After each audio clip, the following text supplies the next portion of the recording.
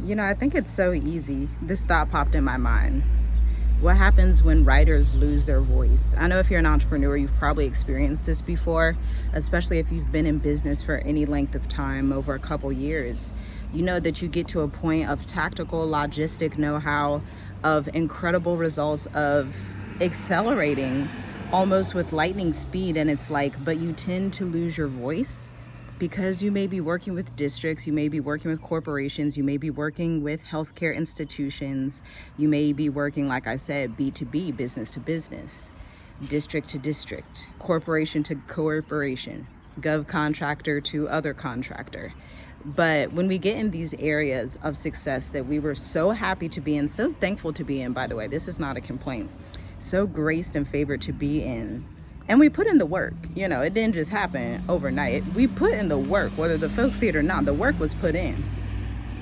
But it also, you get to a height where it's like you start to lose your voice. I experienced that the last couple of months on my Instagram, where it was so much tactical know-how, writing my blog, so much tactical SEO driven, so much tactical this, logistics that, and like remembering to bring back the humanity in what you're communicating to your audience is so important, especially if you are a business owner in 2025.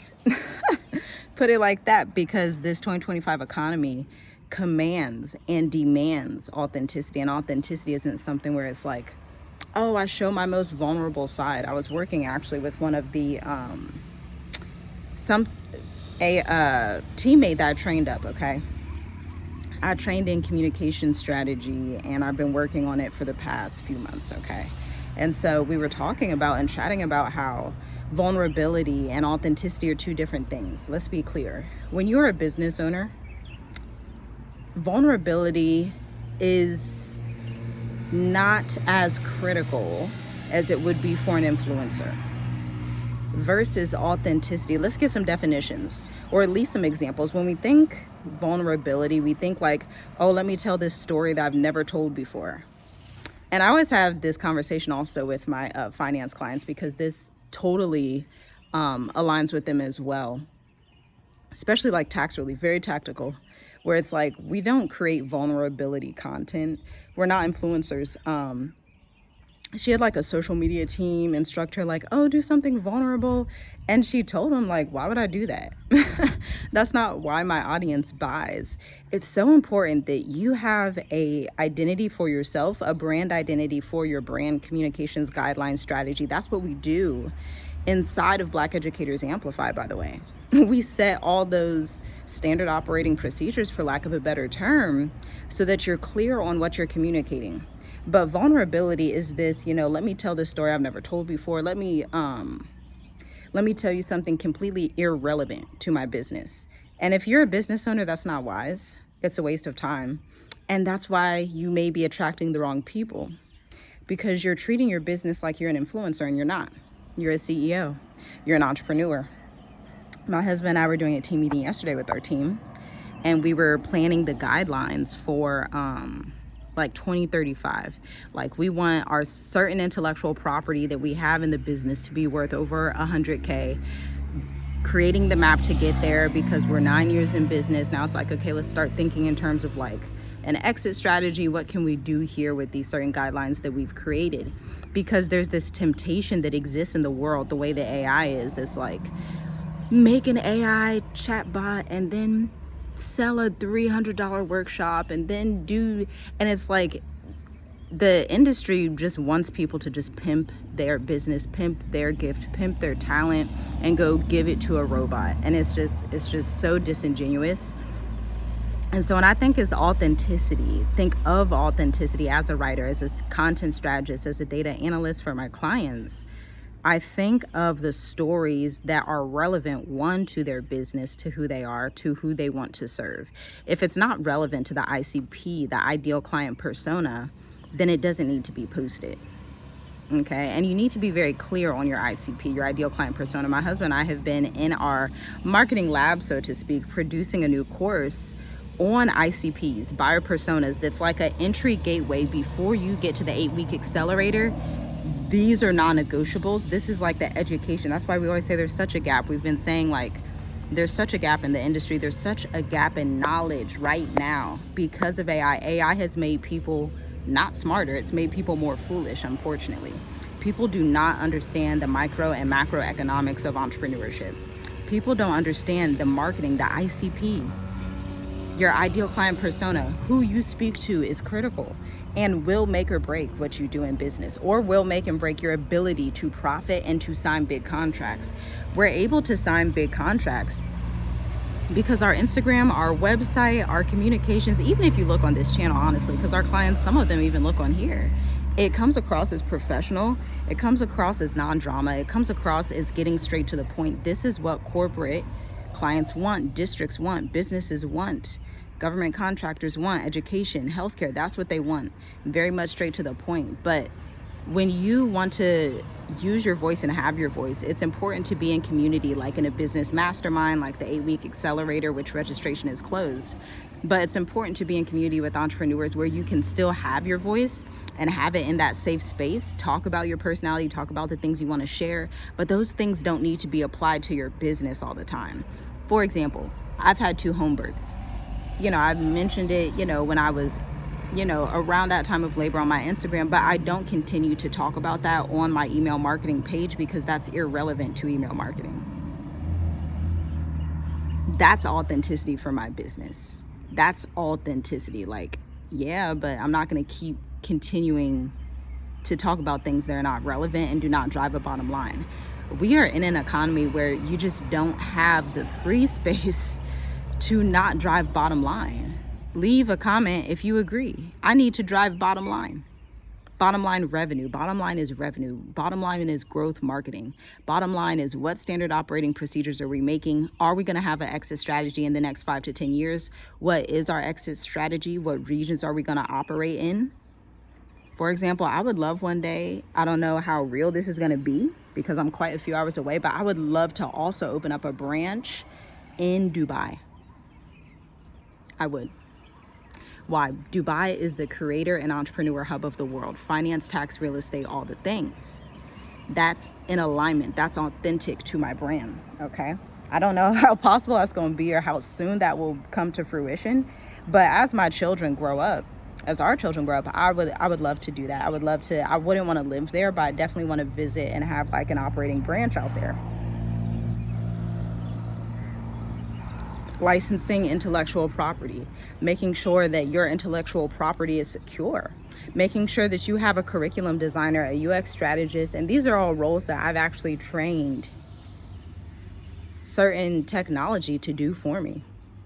But this is something, I was talking to my husband last night, this is something I wouldn't sell to the public because this needs to be kept for our business. This is our intellectual property. When you're able to function as a marketing software engineer and train algorithms to become instructional designers, UX designers, copy editors, not writing the copy, but at least brainstorming and then do it in a way that most people are unable to do and haven't hacked the code, because at the end of the day, AI is only as good as the human behind it, and it really isn't even as good as the human behind it. So the human has to be 5 steps ahead.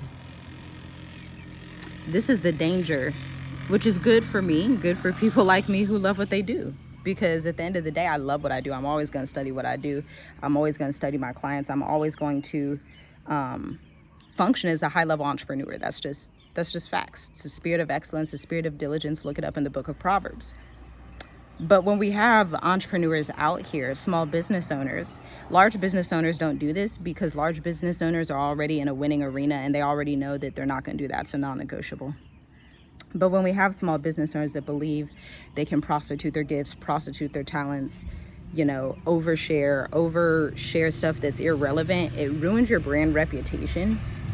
And that's something to always think about, because with marketing, with business, with branding, you have a few different roles. Maybe I should talk about those roles so that we can get an understanding here together before we launch our course that's going to be $205. It's a video course, curriculum, 21 days to book your clients, okay? To get your branding together before you book your clients.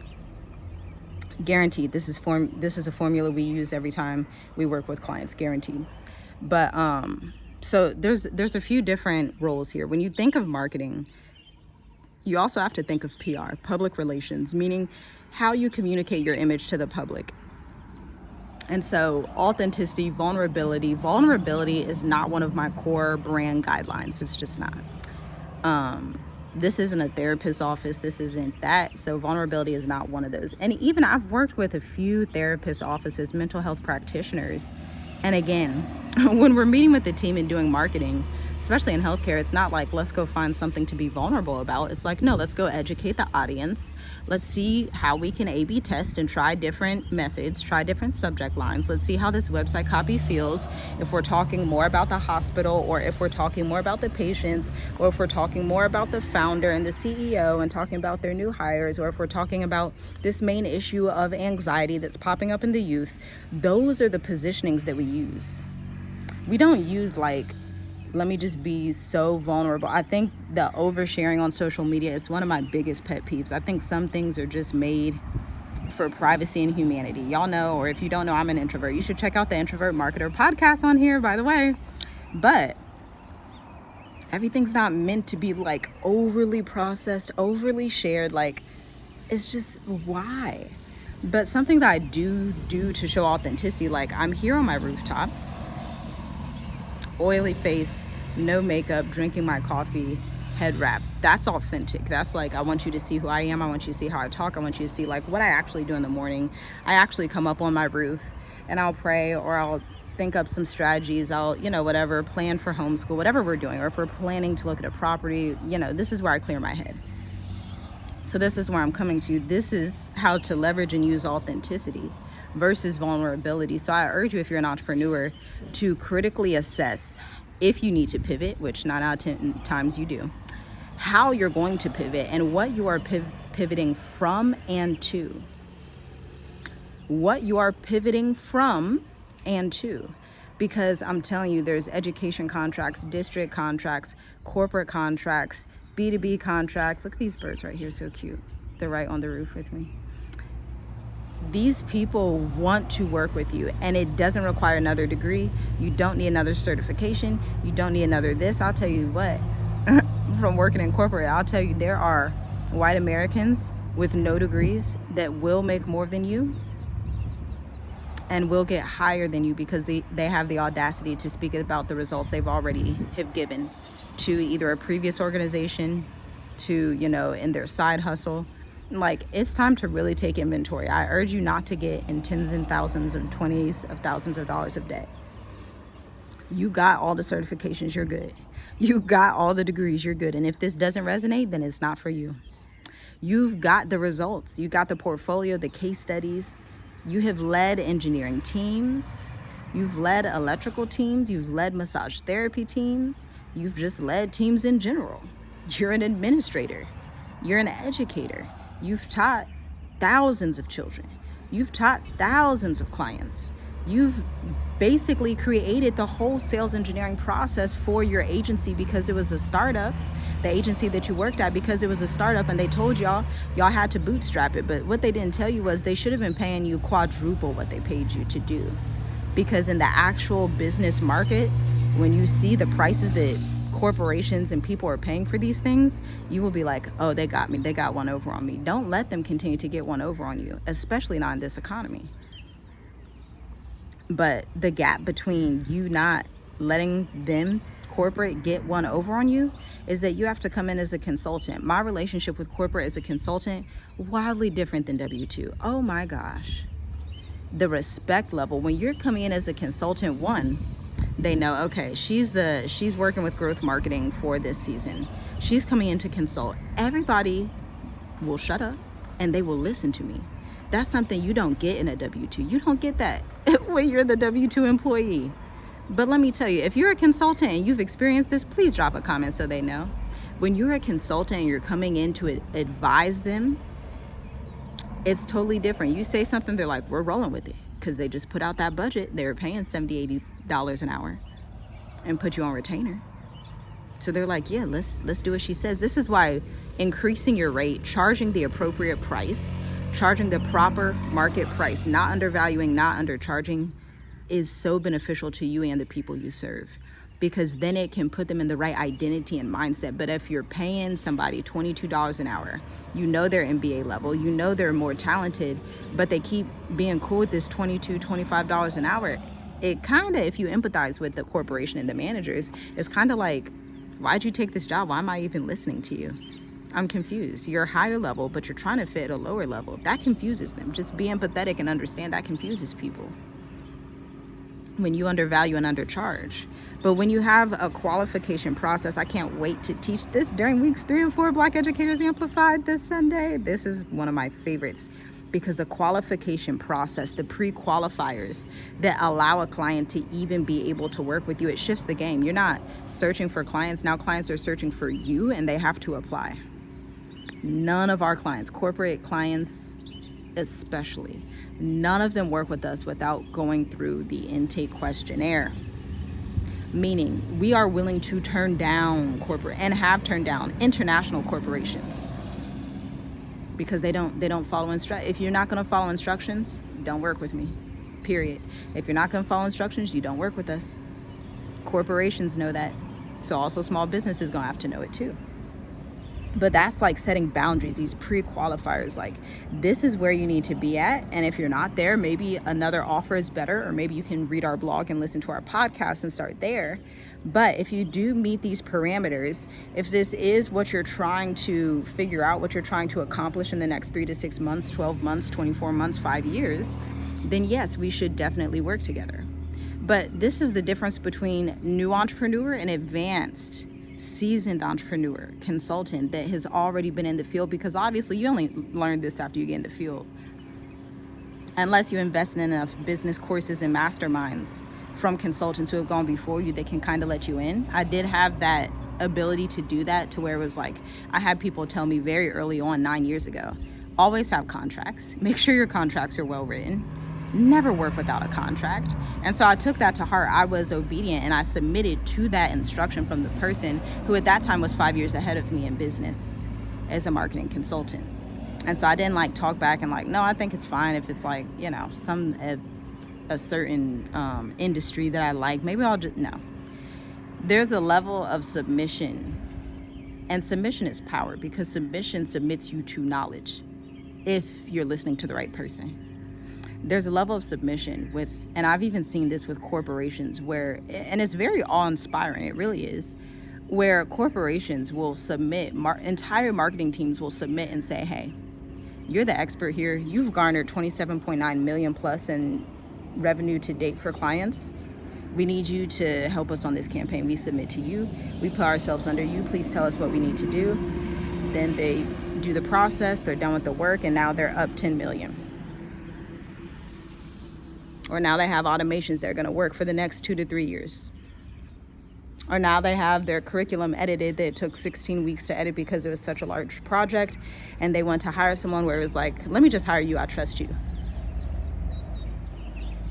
But it's important not to get lost in all that. That was the beginning of this video. Don't get lost in all that. Have time to either be in an accelerator, it doesn't have to be ours, be in some kind of mentorship, be in more than one, honestly, not at the same time, but over the years you'll choose different ones. Be in some type of mentorship where it's like, okay, I'm free here to talk about what I want to talk about my personality, to kind of have this boardroom marketing meeting. That's why mentorship is so important, because it gives you this corporate style boardroom marketing meeting. In corporate, we will sit for hours on a Zoom call, typically just 90 minutes, maybe 2 hours at the very most, bouncing between Zoom calls in corporate marketing, sitting with the vice president, sitting with the chief finance person, sitting with it's typically like the vice president or the leader of growth marketing, and saying, hey, this is the copy we created, let's bounce ideas off each other. You need that as a small business, but the way that you do it as a small business is to get in an accelerator, to get in a live accountability session with other entrepreneurs. If corporations need it, we know that you don't have corporate budgets, that's okay. That's why we don't charge small businesses $60K, $50K like we do our corporate clients. If you're a small business, get in the rooms, because business isn't like an individual thing. Business is very much community oriented. And also, don't let anybody tell you, this is another tactic. Don't let anybody tell you that your business is not related to divinity or that your business is not commissioned by the Most High himself. Do not, this is going to be your biggest mistake. I see this too often, where it's like you try to separate your business and you're like, I can't bring business to the Most High. And it's like, that's sin. Why would there be any area in your life that you're unwilling to bring to him? It's either he's Yah and he's Yah alone, or he's not. It's either you believe he's Yah, and Yah is all-encompassing, omnipresent, meaning I need to know I need the full details on your life, because he sees it obviously anyway, but he's looking down and seeing that you're trying to hide this certain aspect of yourself. You're trying to hide your business from him. You didn't even ask him the divine strategy. You didn't even ask him if you should join this accelerator. You didn't even ask him his thoughts on business, because he has thoughts on business. Deuteronomy 8 and 18, Deuteronomy 11, a lot in the book of Proverbs, even in Torah, where you see these skilled craftsmen. If you use that search term and you use one of the Bible indexes, I think it's like the Blue Letter Bible, you're going to come up with all of these phrases and realize, oh, I haven't really been studying in this particular area, because your mind, you've been thinking, oh, let me just pretend that I don't need to talk to the Most High about this. And it's like, don't do that. Because the blessing is in obedience in your business. I'm telling you, I'm testifying to you. I'm telling you, 9 years in business anniversary, I've seen 50 to 60% of other entrepreneurs that I started with go out of business. I said, what is the difference? Part of the difference is divine strategy. Part of the difference is being willing to submit to people that are wiser than me. Some people aren't willing to do that. Because it's like, whenever you hire somebody, and anybody in HR or has run a business, hired people, knows this, you hire people that are smarter than you in a particular area. For example, we just hired a social media graphics coordinator. She is 10, maybe 20 to 50 times infinitely better than me at graphics. Infinitely. Like, your girl, when I say I'm a writer, I mean, I don't do graphics, okay? I am just a writer. I only write. Okay, that's my focus area. And I do data analysis as well, because writing, research, data analysis goes hand in hand. Great writers have to be researchers and data analysts, okay? If you want to get results for your clients. More on that later. But she is infinitely better at me than graphics. It would be not wise for me to hire someone that is only as good as me in graphics. I would be wasting my money. So instead, I hire someone that's infinitely better than me at graphics, knows way more than me, and then I submit to the process. Yes, it's my business, but I still have to submit to the process of the people, the contractors that we bring in the business, because I hired them because they're smarter than me in this area. Now, if it were like a different area where it's like marketing, communication strategy, obviously no, but it's graphics. Like, yes. Yeah, you give you free reign. You do what you think looks good. Whatever you think works, it works, because you're the expert at graphics, not me. And so that's like a teachable moment. I know we broke down so many beautiful topics. I don't even know what to name this video. That's how authentic we're being right now. But I just want to share that. I was doing we're so busy this week. Praise the Most High. I had to get done these e-commerce emails for a DNA company. Okay. Huge contract. I was like, I have to knock these out, because later today I have data analysis, a presentation that I have to do this week for a finance client. So I'm like, when I have a lot of work, here's what I do. I will wake up early. Your girl will be up at 5, 6 a.m. Your girl will be up getting it done, because I like to be ahead of time. Mind you, I'm in Mauritius. I'm already 10 hours ahead of my clients, but I like to be super ahead, so that when I deliver it, it has a level of sophistication. It's not like, oh, she just flapped that around, just came up. There's a level of diligence, thoughtfulness, and sophistication that goes into it. Meanwhile, we are also creating the $205 mini course for Black Educators Amplified. I need to write the sales page. I'm honestly not sure when that's going to get done. I did an outline. Here's another tangible, if you're staying till the end, this is a good tip if you're a writer. Brainstorming with AI is fine. Having AI write the copy, you look at the copy AI writes. If you're a senior copywriter, you're like, we got to change these headlines. We got to change these subheadings. We need some conversational body copy. Let's change the calls to action. And we go through this process to create a sales page that's 7 to 10 pages. Again, I have a podcast on that, the Introvert Marketer podcast. Go binge it. Go binge the Black Educators Amplified playlist, right? This is why I have free content. I have free podcasts, free blogs, free ebooks, all the things. Obviously, my Instagram, at Tiffy G Writes, has a lot of case studies as well. But I'm so excited because I also have to write a case study blog. Something that I've implemented this year is I've elevated my blogging. This is why my blogs are irreplaceable. I'm telling you, go look at one of them. My style for writing blogs, I do case study blogs now. So I will take snapshots of my current clients, their analytics, their data, and talk about the process and write a 1,000 to 2,000 word blog on the process, where they were at before, where they're at now, and then giving you tactical tips. But this is what I'm talking about, like all this tactical stuff. I also like go back and like, this is why I come up to the mountains to just like pray and think and strategize and be creative. This view is so gorgeous. I love this every single day. I might take a walk today. But I do this because it's like you also have to have that creative outlet. So that's journaling. That could be a writing workshop. That could be reading a book. That helps a lot with creativity, big time. Oh my gosh, if you are a strategist, a writer, a CEO, read some books today. And they don't have to be about marketing. One I'm reading right now is called Real Estate. It's a red book. And it's just about somebody building a house in like this off-beaten path in Europe. One, it aligns with some of my real estate projects that we want to do. And then two, it just opens up creativity. It opens up creativity. It makes me a better writer. Better writers, great writers are only great writers because they read. There's no way you can be a great writer without reading. If you're not reading, you're not a great writer. Sorry to break it to you. If you're not reading, you're not a great writer. Okay? But yeah, I think that's it for this video. 26 minutes. This has been such a pleasure to talk to you. And I'm going to go on about my day and get these emails done and then do some homeschool stuff and maybe take a swim. Yeah. Shalom, shalom. I'll see you in the next video.